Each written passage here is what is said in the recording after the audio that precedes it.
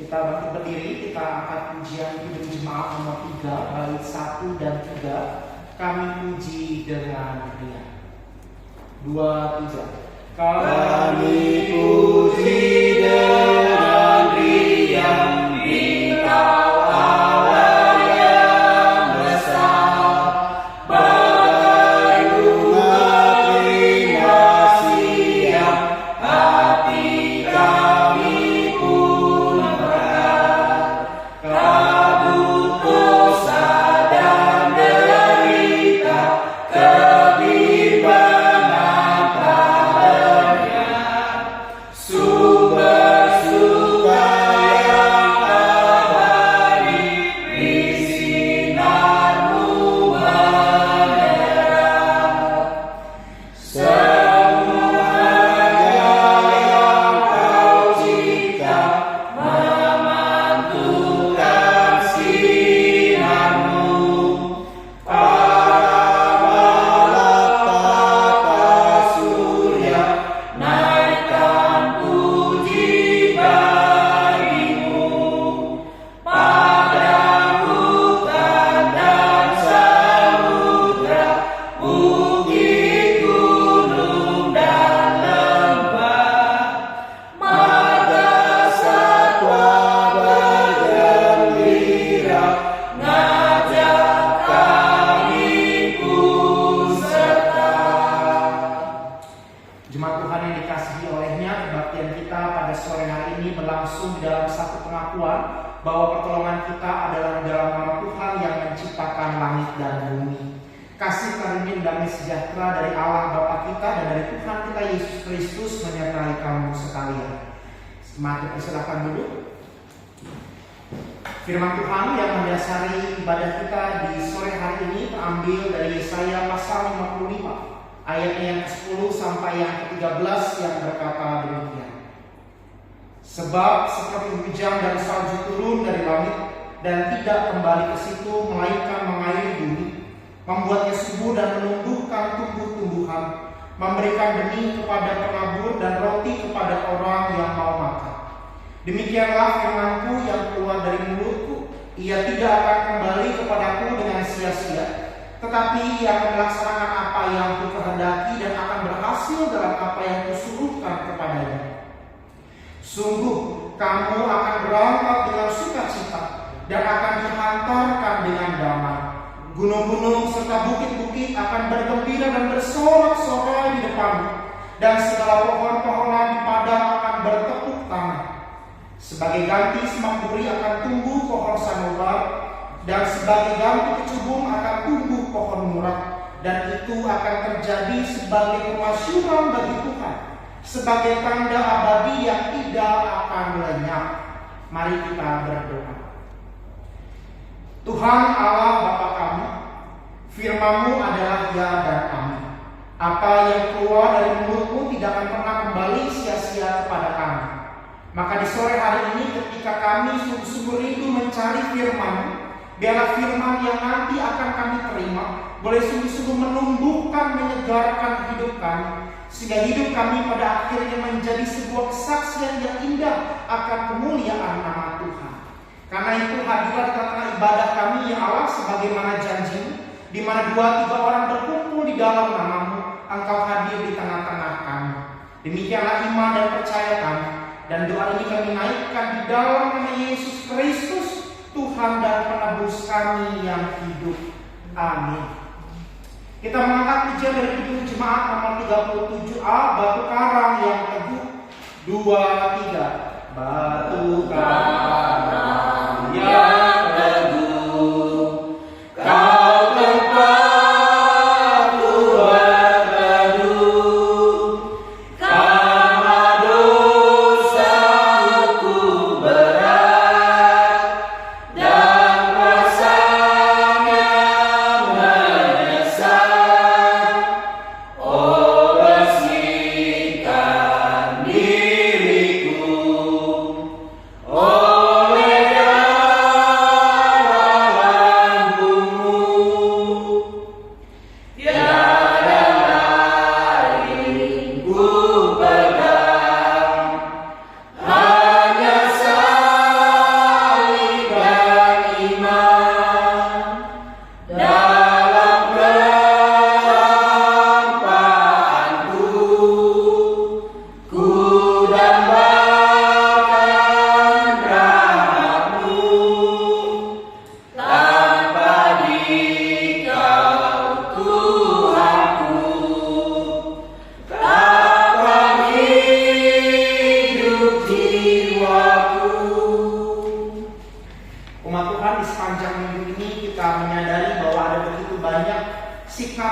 cara hidup kita yang menyakiti hati Tuhan juga sesama kita. Melalui setiap tindakan, pikiran, dan perbuatan yang menyakiti hati Tuhan. Ini mari kita menghadap Tuhan, menyesali segala dosa dan pelanggaran kita, memohon pengampunannya dan memohon supaya Roh Kudus menuntun kita di sepanjang kehidupan yang masih Dia anugerahkan. Mari kita menghadap Tuhan, kita mengakui segala dosa dan pelanggaran kita kepada-Nya. Di sepanjang hidup kami harus mengakui ya Tuhan bahwa seringkali kami tidak setia. Seringkali kami memilih untuk melakukan apa yang menjadi kesukaan kami daripada melakukan apa yang Tuhan inginkan bagi kami. Oleh karena itu di sore hari ini kami sungguh-sungguh membuka hati dan diri kami untuk dikoreksi oleh-Mu, untuk dibaharui oleh-Mu, supaya hidup kami pada akhirnya menjadi sebuah kehidupan yang selalu menyenangkan hati Tuhan, sebuah kehidupan yang memancarkan kasih Tuhan melalui setiap tindakan, perkataan, pikiran yang kami lakukan di sepanjang hidup kami. Ya Kristus, basuhlah kami dengan darah-Mu, tahirkan kami dari segala dosa dan pelanggaran kami. Ya Roh Kudus, berikanlah kepada kami hati dan roh yang baru, yang mau senantiasa taat dan mendengar kepada suara-Mu, yang mau hidup di dalam perkenanan-Mu. Karena itu ya Allah, terimalah penyesalan kami ini, ampunilah kami, sucikanlah kami, dan tolonglah kami di sepanjang hidup kami untuk berani menjadi pelaku-pelaku firman-Mu, terlepas apapun konsekuensinya. Di dalam nama Tuhan Yesus Sang Penebus yang hidup kami berdoa. Amin. Janji Tuhan tentang pengampunan dosa dituliskan dalam kitab Roma, surat Roma pasal 8 ayat 9 sampai yang ke-11. Tetapi kamu tidak hidup dalam daging melainkan dalam roh, jika memang Roh Allah diam di dalam kamu. Tetapi jika orang tidak memiliki Roh Kristus, ia bukan milik Kristus. Tetapi jika Kristus ada di dalam kamu, maka tubuh memang mati karena dosa, tetapi roh adalah kehidupan oleh karena kebenaran. Dan jika roh Dia yang telah membangkitkan Yesus dari antara orang mati diam di dalam kamu, maka Ia yang telah membangkitkan Kristus Yesus dari antara orang mati akan menghidupkan juga tubuhmu yang fana itu oleh Roh-Nya yang diam di dalam kamu. Demikianlah janji Tuhan tentang pengampunan dosa. Marilah kita mohon kepada Allah Bapa kita, ya Allah Bapa kami, berikanlah kami kekuatan untuk melaksanakannya sesuai dengan firman-Mu. Kita bangkit berdiri, kita angkat pujian Hidup Jemaat 36, dihapuskan dosaku, bait 2 dan 4. 2, 3. Pengampunan dosaku hanya oleh darah Yesus, penyucian hidupku hanya oleh darah Yesus. Oh darah Tuhanku, sumber pembasuhku, sucilah hidupku hanya oleh darah Yesus. Damai dan harapanku hanya oleh darah Yesus. Allah membenarkanku hanya oleh darah Yesus. Oh darah Tuhanku, sumber pembasuhku, sucilah hidupku hanya oleh darah Yesus.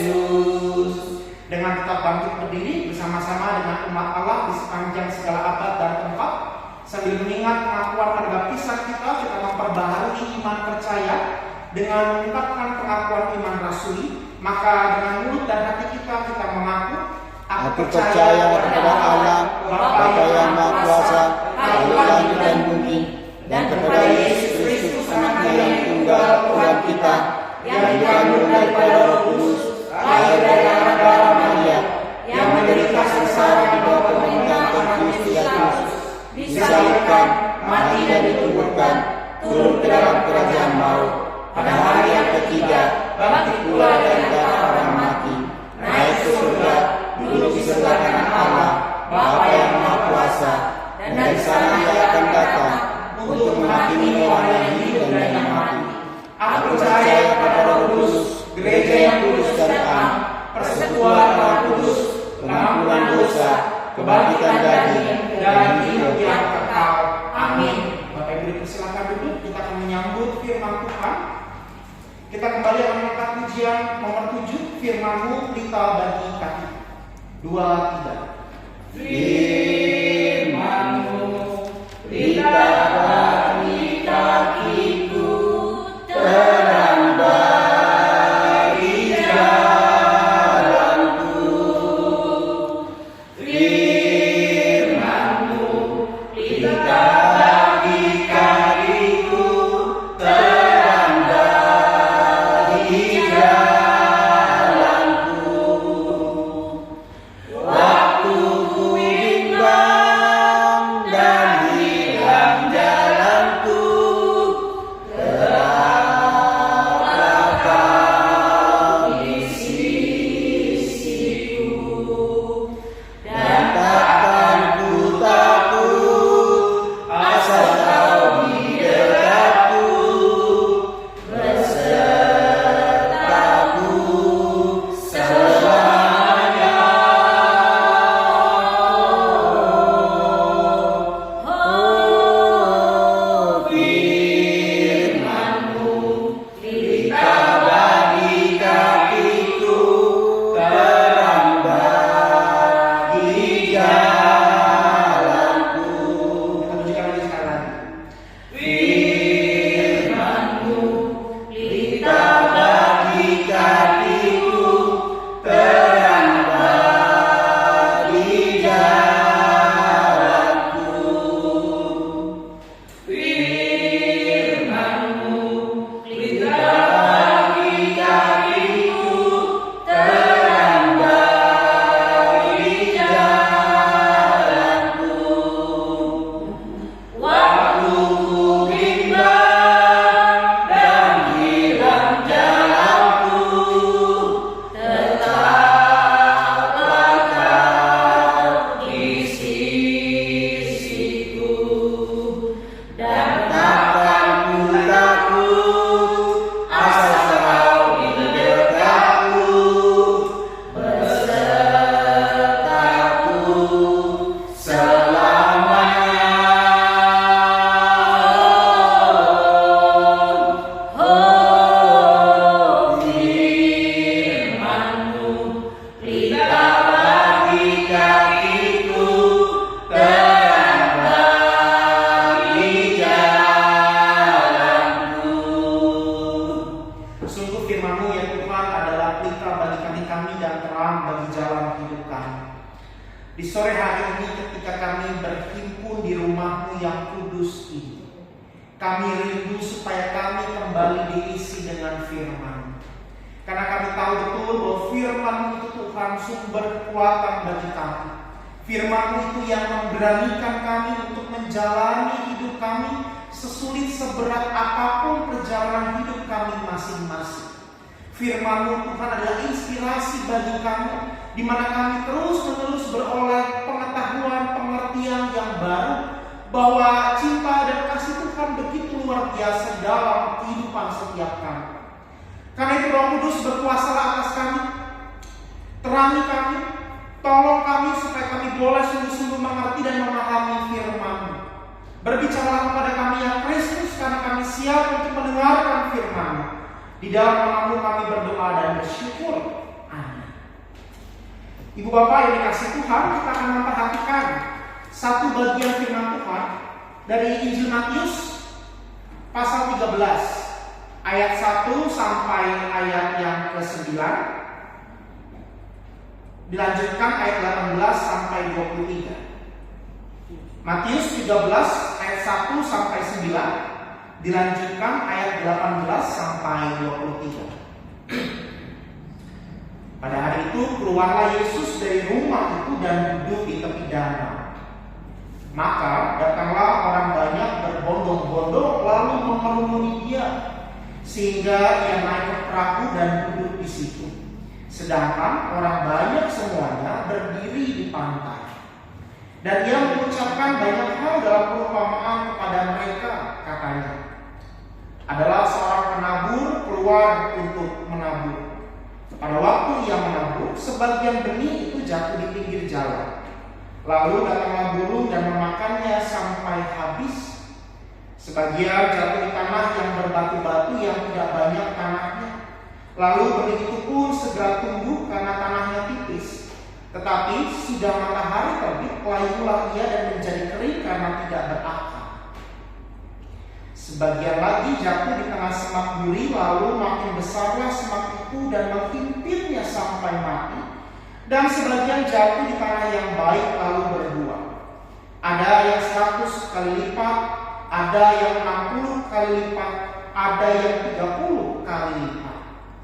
Siapa bertelinga, hendaklah ia mendengar. Ayat 18. Karena itu dengarlah arti perumpamaan penabur itu. Kepada setiap orang yang mendengar firman tentang kerajaan sorga tetapi tidak mengertinya, datanglah si jahat dan merampas yang ditaburkan dalam hati orang itu. Itulah benih yang ditaburkan di pinggir jalan. Benih yang ditaburkan di tanah yang berbatu-batu ialah orang yang mendengar firman itu dan segera menerimanya dengan gembira. Tetapi ia tidak berakar dan tahan sebentar saja. Apabila datang penindasan atau penganiayaan karena firman itu, orang itu pun segera murka. Yang ditaburkan di tengah semak duri ialah orang yang mendengar firman itu, lalu kekhawatiran dunia ini dan tipu daya kekayaan menghimpit firman itu sehingga tidak berbuah. Yang ditaburkan di tanah yang baik ialah orang yang mendengar firman itu dan mengerti, dan karena itu ia berbuah. Ada yang 100 kali lipat, ada yang 60 kali lipat, ada yang 30 kali lipat. Demikianlah firman Tuhan. Yang berbahagia adalah setiap kita yang bukan hanya membaca dan mendengar, tetapi yang melakukan firman itu di dalam hidupnya setiap hari. Bapak Ibu jemaat yang dikasihi Tuhan, kalau kita membaca perumpamaan tentang seorang penabur ini bukan perumpamaan yang terlalu asing atau jarang kita dengar. Justru ini perumpamaan yang dulu kalau saya masih sekolah minggu paling menarik, karena diceritakan dengan gambar-gambar. Ada seorang petani yang membawa benih, lalu benih itu jatuh di tanah yang berbatu, di pinggir jalan, di tengah-tengah semak duri, dan di tanah yang subur. Menarik karena dengan gambar, dengan imajinasi kita, bagaimana benih itu kemudian berusaha untuk tumbuh di 4 jenis tanah yang berbeda. Lalu Yesus menjelaskan perumpamaan itu di bagian yang kedua ayat 18 sampai 23. Bagaimana kemudian cara bertumbuh dari benih-benih firman itu nampaknya dipengaruhi oleh situasi tanah, dipengaruhi oleh situasi lingkungannya. Dua bagian, dan kita akan melihat dua bagian itu apa hubungannya dan apa yang Tuhan kehendaki untuk bersama-sama saudara dan saya lakukan. Saya mengajak kita meneliti dua bagian ayat 1 sampai 9, lalu ayat 18 sampai 23. Ada satu kata yang sama Bapak Ibu di ayat 1 sampai 9 dan di ayat 18 sampai 23. Kira-kira kata apa itu Bapak Ibu? Kalau kita melihat di ayat 9 diakhiri dengan seruan siapa bertelinga, hendaklah ia mendengar. Di ayat ke-18, karena itu dengarlah arti perumpamaan penabur itu. Kata dengar, dengarlah bagi kita itu mungkin biasa saja, tapi bagi pendengar jemaat Injil Matius bagi murid-murid Yesus, bagi orang-orang yang hadir di tengah-tengah pengajaran Yesus. Kata dengarlah itu merujuk mengingatkan kembali tentang apa? Tentang perintah Allah mula-mula, perintah Yahweh mula-mula kepada bangsa Israel. Dalam kitab Keluaran, Yahweh Tuhan Allah mengatakan kepada Israel, dengarlah Israel, Tuhan itu Allah kita, Tuhan itu Esa. Shema Israel, Adonai Elohim, Adonai Echad. Dengarlah.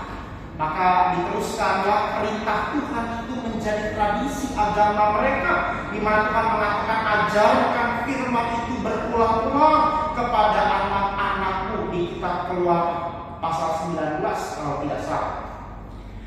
Lalu kemudian melompat di bagian akhir dari seluruh Alkitab kita, di kitab Wahyu, dalam pesan dari Rasul Yohanes kepada 7 jemaat mula-mula, jemaat Tiatira, jemaat Sardis, Philadelphia, dan lain sebagainya. Bacalah nanti di rumah.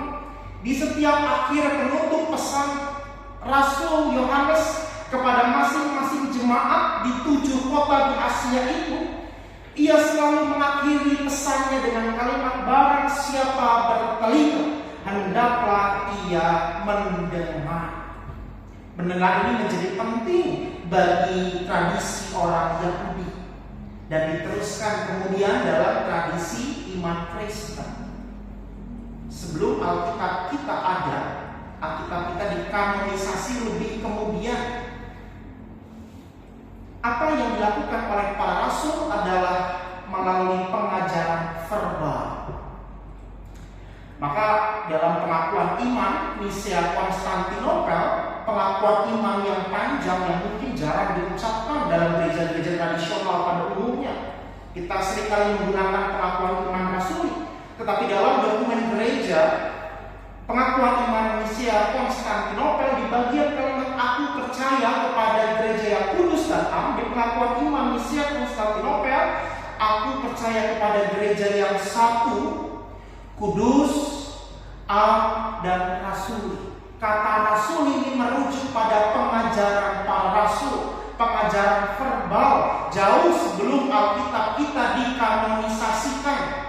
Karena kanon Alkitab baru terjadi kemudian. Tetapi selama rentang sampai Alkitab ini terbentuk, tersusun, maka pengajaran verbal itu menjadi salah satu ciri pengajaran iman Kristen. Dan ini yang membedakan kita dengan agama tetangga.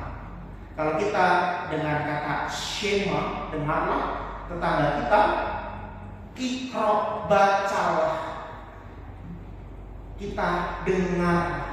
Maka ketika Yesus mengatakan di ayat yang ke-9, siapa bertelinga, hendaklah ia mendengar. Maka mendengar ini bukan hanya sekedar membutuhkan kemampuan berpikir, karena kalau menulis itu kan sebuah keterampilan. Tetapi mendengar itu bukan soal keterampilan, mendengar itu soal hati. Mendengar itu soal perhatian kita, bukan soal keterampilan. Maka iman Kristen itu bukan iman yang keterampilan, karena seruannya sejak semuanya bukan bacalah, tapi dengar. Anda mau pintar mau tidak, berpendidikan atau tidak, kaya atau miskin, yang Tuhan cari adalah perhatianmu, kasihmu kepada Dia. Kita akan melihat apa yang membedakan ayat 9 dan ayat 18, sekalipun dua-duanya digunakan kata dengarlah. Dalam ayat yang ke-9, siapa bertelinga hendaklah ia mendengar. Digunakan kata dengar itu akuete. Tapi menariknya tidak muncul dalam bahasa Indonesia, tapi muncul dalam Alkitab berbahasa Inggris, NIV misalnya, atau King James Version misalnya, dia mengatakan those who have ears let them hear. Tetapi di ayat ke-18 terjemahan kata dengar itu bukan lagi hear, tetapi berubah menjadi listen. Bedanya di mana? Kalau menurut beberapa ahli psikologis begitu ya. Kata hear itu artinya kita mendengar sesuatu yang menarik perhatian kita, dan apa yang kita dengarkan itu membangkitkan stimulus kita untuk melakukan sesuatu. Tetapi listen itu berarti mendengar dengan penuh perhatian, to pay attention, thoughtful attention, memberi perhatian penuh. Kenapa digunakan dua kata yang berbeda dalam satu bagian Alkitab? Padahal sama-sama dalam Matius 13 ayat 1 sampai 23 secara keseluruhan, tapi digunakan terjemahan yang berbeda pada ayat 9 ayat 18. Kita masih melihat Bapak Ibu bagian sebelumnya di pasal 12. Di pasal 12 itu ketika Yesus bercakap-cakap dengan sebagian para muridnya bersama dengan orang Farisi dan ahli-ahli Taurat, mereka mencoba Yesus dengan sebuah pertanyaan konyol. Pertanyaannya adalah, "Guru, kami ingin melihat suatu tanda daripadamu. Kami mau lihat tanda." Mundur lagi di pasal 12 ayat yang ke-15 sampai ayat 21. Di situ Yesus menerangkan identitas dirinya bahwa dia itu adalah hamba yang dipilih oleh Tuhan Allah Bapanya sendiri. Yesus baru menjelaskan, jaraknya belum jauh, orang-orang yang sama-sama mendengar pengajaran Yesus bertanya, "Kami mau melihat tanda." Itu sama seperti kalau kita baru kasih tahu orang melakukan perintah, "Kamu harus ke pasar ya." 5 menit kemudian dia bertanya lagi, "Tadi tugasnya apa ya?"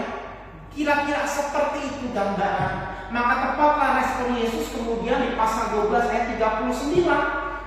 Angkatan ini angkatan yang jahat dan tidak setia menuntut suatu tanda. Baru Yesus sampaikan, tidak mendengar, minta lagi tandanya mana. Yesus mengatakan, "Kamu angkatan yang jahat dan tidak setia." Maka masuklah kemudian dalam pasal 13 tentang perumpamaan seorang penabur. Dan ini menggambarkan seringkali hidup kita sebagai orang Kristen. Kita mungkin suka dengan khotbah. Kita suka jajan gereja, mencari pendeta-pendeta yang berkualitas dalam berkhotbah.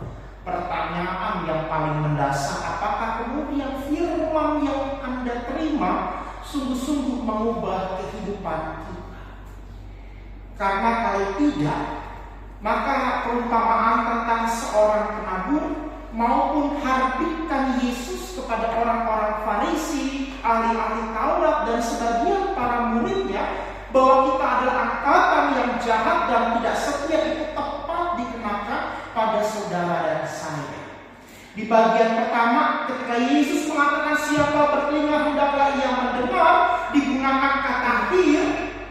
Itu sebetulnya ini mengajak kita kalau kamu mendengar firman, maka sekurang-kurangnya dalam hidup itu punya gerakan, dorongan untuk berubah.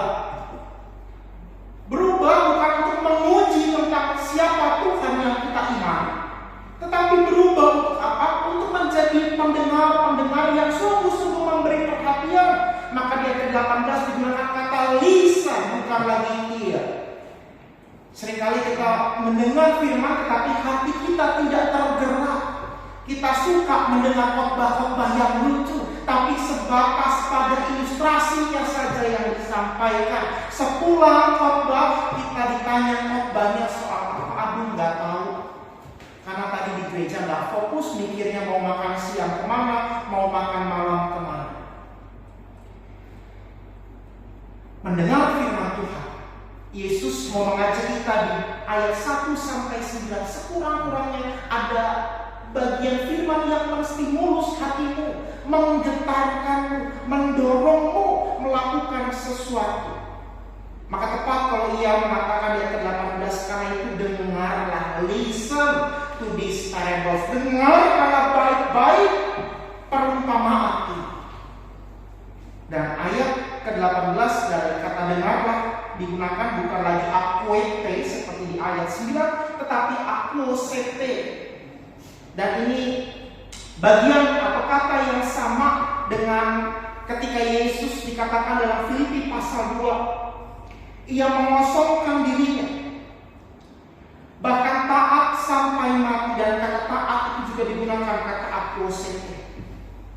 Maka ini menunjukkan bahwa Anda dan saya harus sungguh-sungguh mengalami pertobatan.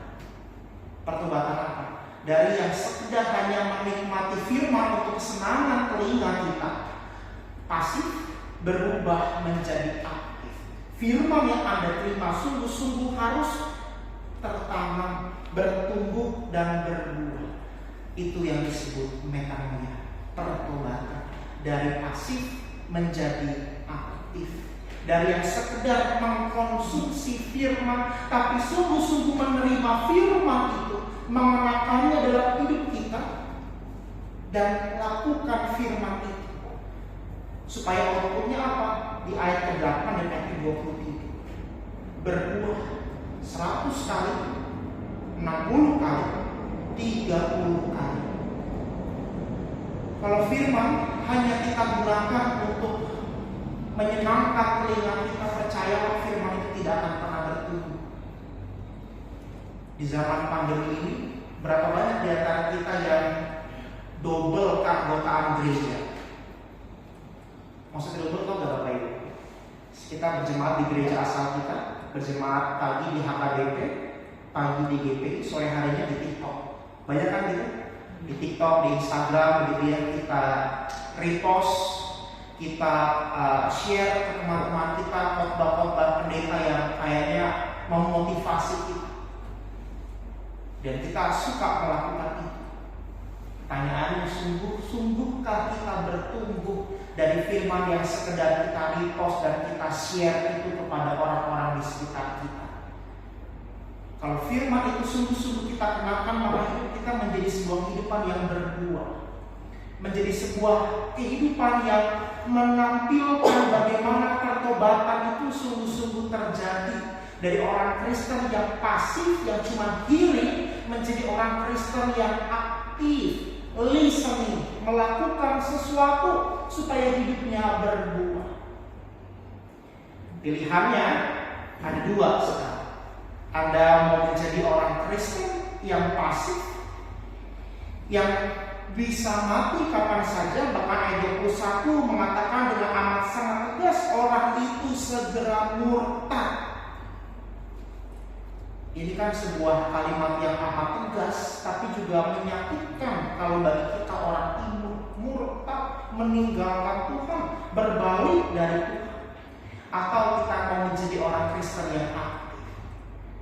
Anda pasti pilih yang aktif, tapi tunggu dulu. Menjadi orang Kristen yang aktif pun juga ada resikonya. Kita lihat di pasal 13 ayat 53. Setelah di pasal 13, Matius menjelaskan berbagai macam perumpamaan tentang biji sesawi, lalang gandum, harta terpendam. Ending-endingnya Yesus ditolak di Nazaret. Menjadi orang Kristen yang pasif itu tidak akan bertumbuh, tidak akan berkualitas. Tapi menjadi orang Kristen yang aktif, yang sungguh-sungguh memberi perhatian pada firman, mengenakan firman dalam dirinya dan berbuah karena firman, orang Kristen aktif pun juga akan dalam hidupnya pasti berhadapan dengan situasi yang tidak mudah, sebagaimana Yesus ditolak di Nazaret. Jadi pilihannya, saudara menjadi orang Kristen yang bagaimana? Kristen yang pasif, tidak bertumbuh, tidak berbuah. Suatu waktu dapat tawaran dunia, Anda murtad. Atau Anda menjadi orang Kristen yang aktif, taat, setia, berbuah, tapi Anda juga menghadapi pertumbuhan. Pilih yang mana? Kita mungkin akan memilih, ada berapa orang Kristen yang gak perlu menderita? Jawabnya tidak ada. Kalau begitu, saudara-saudara, kalau saudara mau pilih yang mudah, menjadi orang Kristen yang tidak ada tantangan, maka saran saya satu, jangan jadi orang Kristen. Tinggalkanlah Kristus, karena Kristus tidak butuh orang-orang Kristen yang manja. Kristus membutuhkan orang-orang Kristen yang aktif mau berbuah di tengah-tengah himpitan semak berduri sekalipun, bahkan ditolak sekalipun oleh keluarga, kerabat, teman-teman di kantor dan lain sebagainya. Pilihannya hanya itu, tidak ada yang lain. Maka apa yang harus kita lakukan? Kembali ke ayat yang ke-18. Kata dengarlah, mulailah dari cara hidup kita untuk sungguh-sungguh memberi perhatian pada firman. Ketika kita memberi hati kita sungguh-sungguh kepada Tuhan, maka ketaatan itu akan tumbuh dalam diri kita. Taat, kenapa digunakan juga kata akosete? Karena taat itu bukan sesuatu yang datang tiba-tiba, tapi taat itu berangkat dari dalam diri kita. Ketika kita memberi ruang kepada Tuhan, memberikan diri kita untuk Tuhan dengan sungguh-sungguh, maka ketaatan itu akan tumbuh. Ketaatan tidak bisa dipaksakan dalam waktu sewaktu semalam. Ketaatan tidak bisa dipaksakan karena perkataan orang. Ketaatan tidak bisa dipaksakan karena tuntutan komunitas, tidak. Tapi dari dalam hati dan dirimu, apakah engkau mau sungguh-sungguh mencari Tuhan, rindu pada firman-Nya, mencari apa yang Dia kehendaki, maka ketaatan itu baru bisa tumbuh. Yesus memberi kita pilihan menjadi orang-orang Kristen yang pasif, yang sekedar mengerumuni gereja di hari Minggu. Itu kan dikatakan dia dua begitu kan? Datang orang banyak berbondong-bondong mengerumuni Yesus. Kita juga bisa jadi orang Kristen seperti itu. Cuma datang berkerumun di hari Minggu, keluar itu mindset kita kan yang penting udah kasih kolektor kan, setor iuran ke gereja. Setelah itu bukan urusan lagi. Kita mau menjadi orang Kristen yang seperti itu, ya Kristen tapi nggak ada gunanya, atau menjadi dengan komitmen yang penuh orang Kristen yang aktif berbuah, sekalipun ending-endingnya mungkin kita mengalami penolakan, disinisin sama tetangga kita, kerabat, orang gereja dan lain sebagainya. Pilihannya cuma itu. Mau mudah, maka tinggalkanlah Kristus. Kristus tidak mencari orang-orang Kristen yang manja. Kristus mencari orang-orang umatnya yang milik, tidak putus asa karena masalah, tidak meninggalkan Dia karena tawaran-tawaran. Cuma dua pilihan. Kita mau pilih apa? Ketika kita memilih menjadi orang-orang Kristen yang aktif, maka kita memberikan diri kita untuk senantiasa dipimpin, diperlengkapi oleh Tuhan supaya hidup kita pada akhirnya menampilkan buah-buah iman. Kita dipanggil untuk itu, dan itulah panggilan orang Kristen. Sejak Anda mengaku di depan altar saat sini, ya saya percaya dan berjanji mengikut Kristus. Kalau itu jawaban Anda, maka ikuti Yesus jadi umat yang aktif, bukan sekedar dia tapi lisan. Dengar baik-baik apa yang Ia mau, apa yang Ia kehendaki. Percayalah hidupmu itu berbuah, dan kalau hidupmu berbuah, hidupmu menjadi berkat bagi orang lain. Bukan hanya Kristus yang menjadi gambaran tentang penabur benih, tapi ketika Anda menjadi orang Kristen yang aktif, Anda pun terlibat menjadi penabur benih di dalam kehidupan Anda masing-masing. Pilihan ada di tangan Anda. Selamat memilih menjadi orang Kristen yang aktif atau pasif. Kiranya Roh Kudus memeteraikan firman di dalam hati kita. Amin. Kita menaikkan doa-doa syafaat kita. Kami bersyukur Bapa di dalam Kristus Yesus untuk firman-Mu, karena firman-Mu adalah sumber kekuatan, harapan dan penghiburan bagi kami.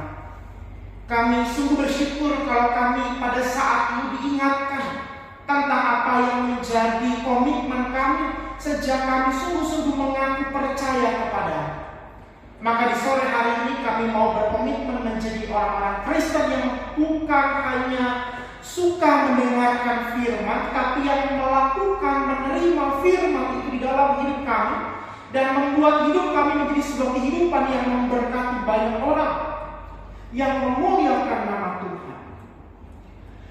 Tolong kami menjadi pelaku-pelaku firman ya Allah di masing-masing area kehidupan kami. Dan karena itu Tuhan, biarlah sepulangnya kami dari tempat ini, kami mengalami pertobatan, kami mengalami perubahan yang signifikan di dalam hidup kami, dari yang pasif menjadi aktif sebagaimana yang Tuhan kehendaki. Pada saat ini kami menyatukan hati menaikkan doa-doa syafaat kami berdoa Tuhan bagi bangsa dan negara kami Indonesia. Kami bersyukur kalau pandemi COVID-19 boleh beralih status menjadi endemi, di mana kami percaya bahwa negara ini bangkit menuju perubahan yang lebih baik dari situasi pandemi. Kami percaya bahwa ada rancangan Tuhan yang indah bagi bangsa kami. Maka kami mohonkan hikmat dan berkat-Mu bagi para pemimpin kami di tingkat pusat sampai di daerah-daerah, supaya mereka boleh tetap tekun dan setia mengerjakan apa yang menjadi tugas tanggung jawab mereka.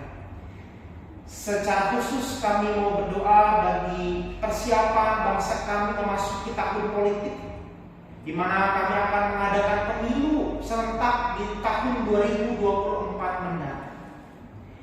Kami tidak tahu akan apa yang terjadi di dalam situasi tahun politik ini, tetapi kami percaya bahwa rancangan Tuhan adalah rancangan yang penuh damai sejahtera. Rancangan Tuhan berkuasa atas Indonesia. Maka biar damai sejahtera, ketentraman, ketenangan, dan ketertiban itu boleh terus ada di tengah-tengah bangsa kami sampai dengan selesainya pemilu di tahun 2024 mendatang. Berikan kami sebagai warga negara Indonesia tugas dan tanggung jawab, dan pakai kami Tuhan menjadi contoh yang baik bagi rekan-rekan kami, bagi saudara-saudara kami, bahwa kami sebagai orang-orang Kristen adalah orang-orang yang secara aktif memperjuangkan keadilan dan damai sejahtera melalui tindakan-tindakan yang sederhana yang dapat kami lakukan. Kami serahkan bangsa dan negara kami ke dalam tangan Tuhan. Kami juga berdoa bagi gereja Tuhan di seluruh muka bumi yang pada hari ini menyatukan hati memuji memuliakan nama-Mu. Pakailah gereja-Mu di seluruh muka bumi ya Tuhan menjadi kawan sekerja-Mu untuk turut berjuang menghadirkan perdamaian, keutuhan ciptaan, penerimaan, penghargaan, dan pakailah secara khusus gereja-Mu ya Tuhan menjadi agen kerajaan Allah di atas muka bumi ini. Secara khusus kami berdoa bagi gereja-Mu di tempat ini, Gereja HKBP Pondok Kelapa bersama-sama dengan Gereja Presbyterian Indonesia. Pakai kami terus menjadi kawan sekerja-Mu ya Tuhan, supaya melalui gereja-Mu ini kami boleh saling menopang satu sama lain untuk mewujudkan tanda-tanda kerajaan Allah itu bagi masyarakat di Pondok Kelapa.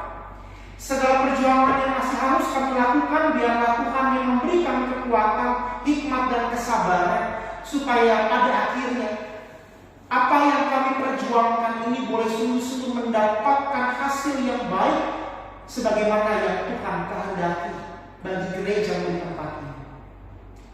Berkati Tuhan untuk para gembala jemaat, baik HKBP Pondok Kelapa, Pendeta Manalu bersama dengan Pendeta Lasmia Menggulan sebagai Pendeta Jemaat GPI.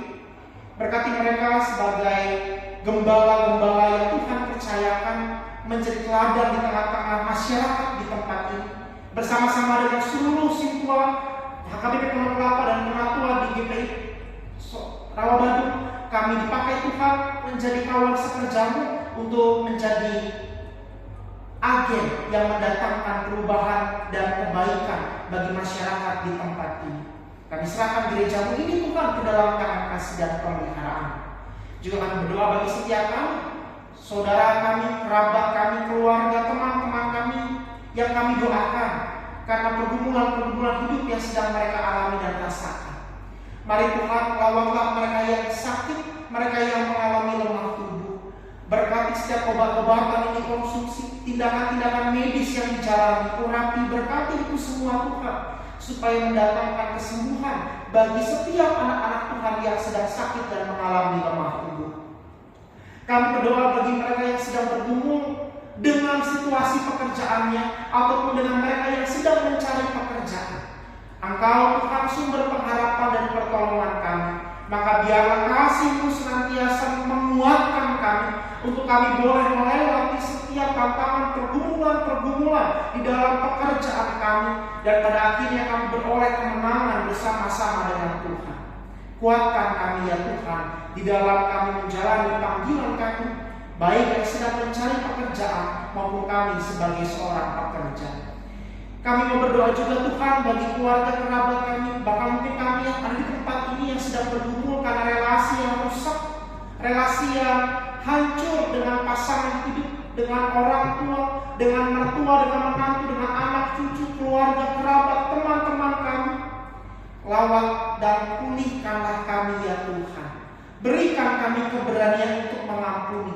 Berikan kami keberanian untuk menerima kekurangan yang ada pada orang-orang terdekat kami. Ajarkan kami untuk rendah hati. Ajarkan kami untuk selalu sedia untuk mengampuni, sebagaimana Tuhan terlebih dahulu telah mengampuni kami. Kami membawa setiap permasalahan hidup kami ke dalam tangan Tuhan. Nyatakanlah apa yang baik, apa yang tepat, apa yang pantas bagi kami ya Tuhan. Jangan kehendak kami yang jadi, melainkan biarlah hanya kehendak-Mu saja ya Tuhan Allah yang jadi atas doa-doa permohonan kami ini.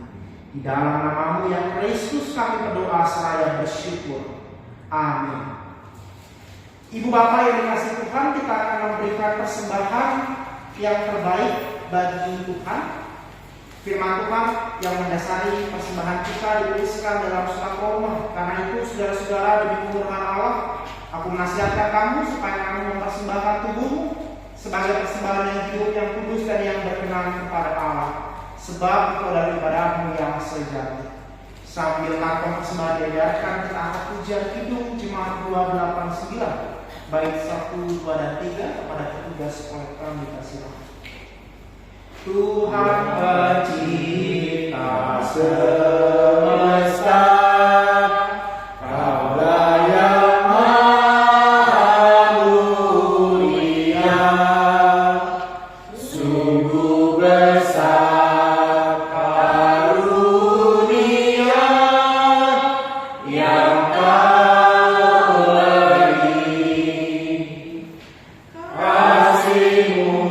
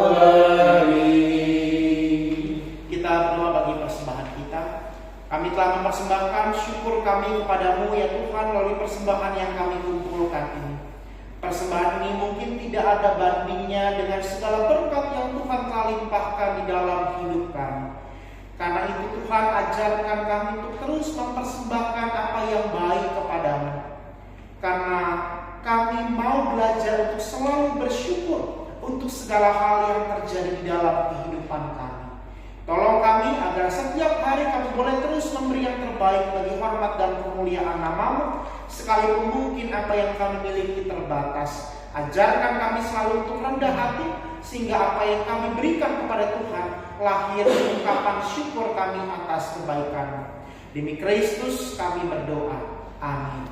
Kita bangkit berdiri Bapak Ibu, kita angkat pujian Kidung Jemaat 370. Ku mau berjalan dengan juru selamatku, bait 1, 2, dan 3.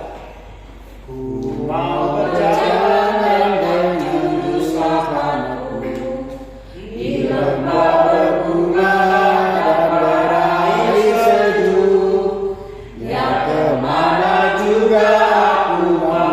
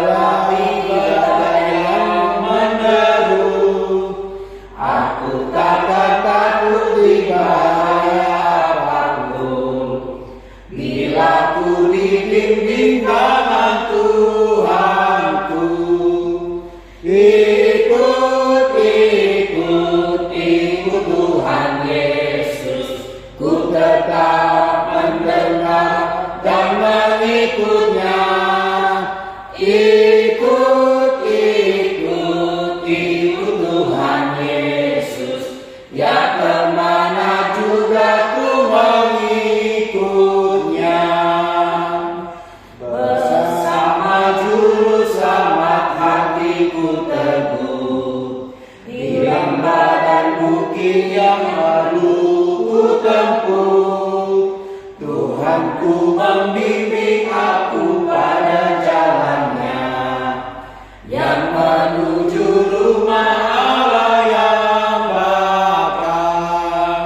Ikut Tuhan Yesus, ku tetap mendengar dan mengikutnya.